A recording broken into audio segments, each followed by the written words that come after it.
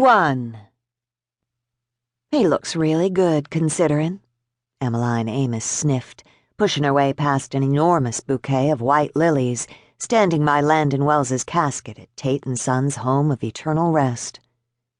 She pulled Dixie Davis with her, away from Landon's casket and into the privacy of a connecting morning room, where she set Dixie on a couch surrounded by pictures of Landon. The scent of dark wood paneling, vanilla candles, and Old Spice invaded Dixie's nose, making her ugly cry hangover pulse in her temples with the force of a sledgehammer.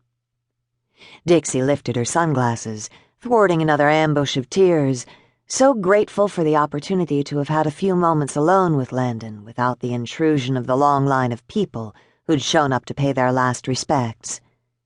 She muttered up at Em, "Why does everyone always say that, Em? Landon's dead. There's nothing good-looking about it. I always thought that was a crude thing to say." Em huffed, brushing the brim of her black sun hat, and sat down beside her. She gave her a nudge to make some room. "It's not crude. I was complimenting him. New adjective, please," she drawled, her southern lilt like macaroni and cheese to Dixie's homesick ears. Comfort food for the soul. Crass? Crass is harsh, Dixie. Landon Wells, her best friend ever, was dead. That was harsh. Harsher still, Landon's other best friend, Kane Donovan, was just outside that door. Don't forget he's your ex-fiancé, too. Right. Dixie started to regret her terse words with Emmeline. She couldn't afford to alienate the one and only, albeit totally reluctant, ally she had left in her small hometown of Plum Orchard, Georgia. Maybe what was making her so snappish was exhaustion after the long drive from Chicago, or the anxiety of returning to said small hometown where everyone knew her name and mostly wanted to throw darts at her picture. Maybe it was the precariousness of her life in financial semi-ruin that made her voice what she'd been thinking for almost 2 hours, as mourner after mourner repeated Em's words while she'd waited for her private viewing of Landon's body. Or maybe it was the likelihood that a good portion of the female population of Plum Orchard High, class of 1996, were just outside this very funeral home with metaphoric steaks soaked in the town's specialty, homemade plum wine, just waiting for Reverend Watson to perform her public exorcism. Then they could seal the deal by driving their angry pieces of wood right through her despicable heart. It would be nothing less than she deserved.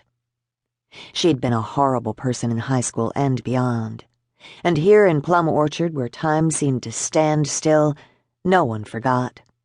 You were horrible long after high school, too, Dixie. To Kane. Point. Most of her anxiety had to do with the fact that she had no choice but to see Kane Donovan again. Bingo, Dixie. The thought of seeing him left her feeling fragile and raw. To this damn day, his memory still leaves you breathless.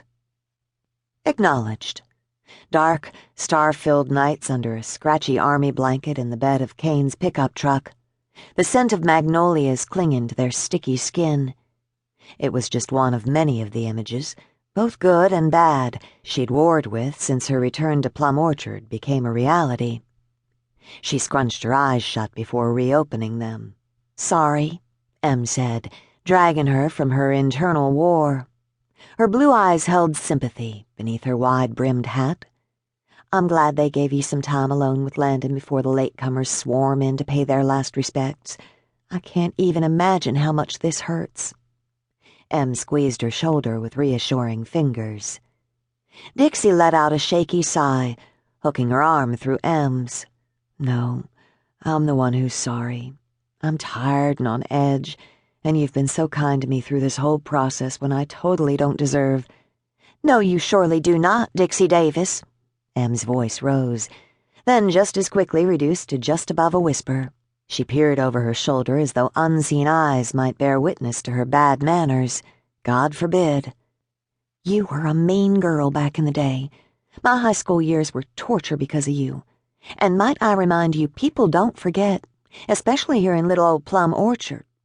Why, you're lucky I even picked up the phone during Landon's last days, knowing it was you I had to talk to on the other end of the line.